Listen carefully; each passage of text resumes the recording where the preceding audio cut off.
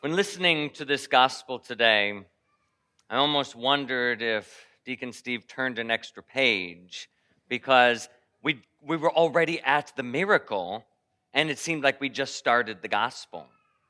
And it seems like that should be the thing that the whole story builds up to, that we're building up to this great miracle. It has been unheard of that a man who's been born blind should be healed, should be given sight. We hear that. And yet, we barely get into this reading, and all of a sudden, whoop, whoop, Jesus just heals the man. And then we go on for pages of argument and talking and going back and forth. It's almost as if the crescendo came, and then there was this great decrescendo. But I think it reminds us that the healing of sight was not the miracle. That was just the prelude. That was not the miracle that Jesus worked here in this gospel. The miracle that he worked happened in the very last paragraph on page 3 of this gospel. It is when the man who was healed of his sight finally saw the Messiah. That was the miracle, that he had faith. Because when he was first asked, "Who healed you?" he said, "I don't know." And then when he was second asked about it, he said, "He must be a prophet." And then finally, at the end of this gospel, he recognizes him as God and worships him.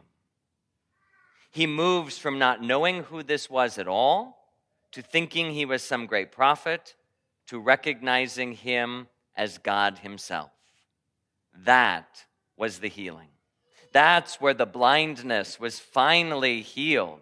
That's where he saw Jesus for the first time as he was. And that's what this whole gospel is building towards. It's building towards the revelation, the healing of the soul, the healing of spiritual sight, that he recognizes who Jesus is that came into his life. And everything then changed for him.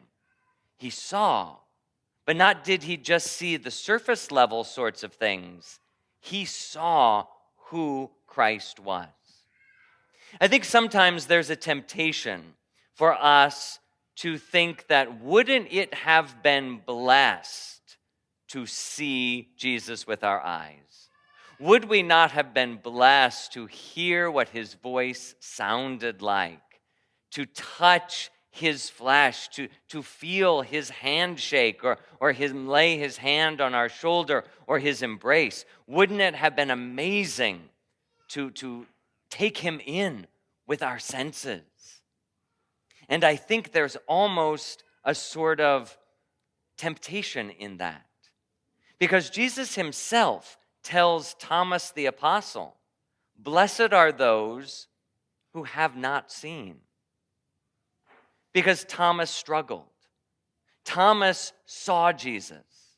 He lived with Jesus. He ate meals with Jesus. He knew Jesus intimately.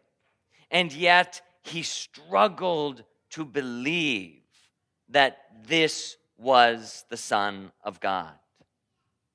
I think sometimes the physical can get in the way of the spiritual. Certainly, our Catholic theology reminds us that we are a sacramental people and that the stuff of the world leads us to God and can show us God and can communicate God. But by the same token, we can let it get in the way and we can stop there. And all we can see is the surface level. And all we can see in some sense are the unimportant things. Where if I saw Jesus' flesh and blood, if I saw his face and I heard his voice, I would see a man. I would hear a man. I would feel a man. And it would be harder, I think, to come to know him as God, because all of my senses are telling me this is a man. No, we are blessed. We are blessed that we have not seen. We are blessed that we are blind to that, because it has almost made it easier for us to believe in Jesus as the Son of God. He told that to Thomas himself, and he revealed it to this man today, that the blessing did not come in physically seeing him, but the blessing came in spiritually recognizing, you are the Son of God. You are God himself, and I will worship you. That is what you and I are called to do. And as we think about that then, this great juxtaposition between sight and blindness, I've always found it a bit puzzling at the end of this gospel where Jesus says that I've come into the world to give sight to those who are in blindness or in darkness, and to take away sight, to make blind those who see. And I used to scratch my head with that passage. Like, how can that be a good thing, Lord?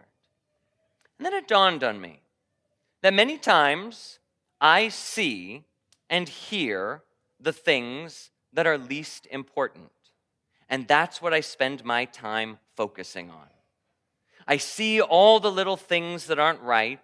I hear all the things that aren't good. I focus on all the things that are out of place or the lesser important things. And then those become the things that consume me in my life. Lord, take away my sight. Make me blind. I don't want to see those things. I don't want to see those things that I don't need to see. I want to focus on the things that I ought to focus on. This is where the religious leaders found themselves in trouble today, because here was this miracle. A man had his sight restored, and all they could focus on was the religious laws. But it was a Sabbath, but he did work, but he's claiming to be God, we think. They totally missed the important thing and could only focus on the surface level things. We can do that sometimes.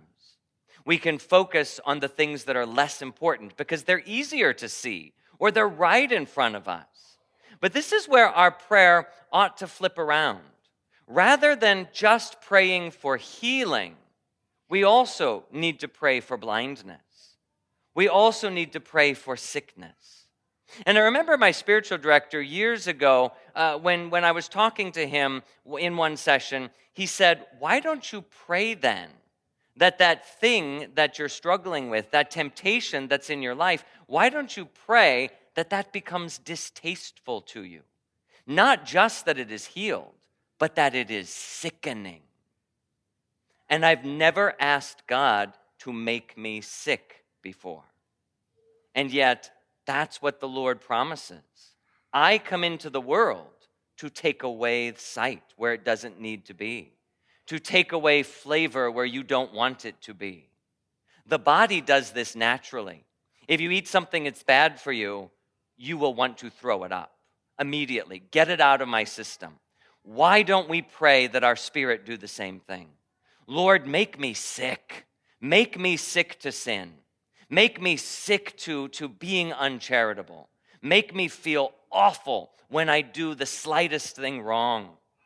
Take away my sight that I don't see the little things, but that I only see the big things.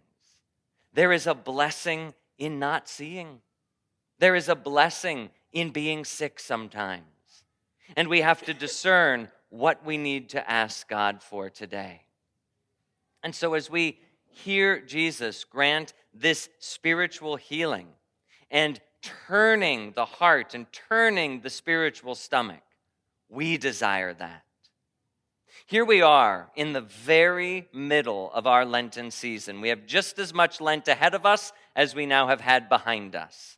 And this now is a moment where even though we're in the darkest, hardest part of Lent, everything bursts forth in brightness and bloom and music and color. Why?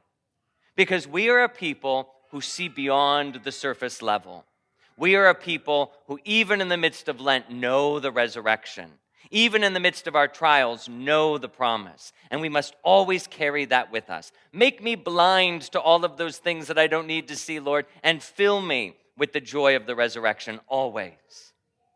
Today at this Mass, once again, we welcome those in our community who are to be baptized this year.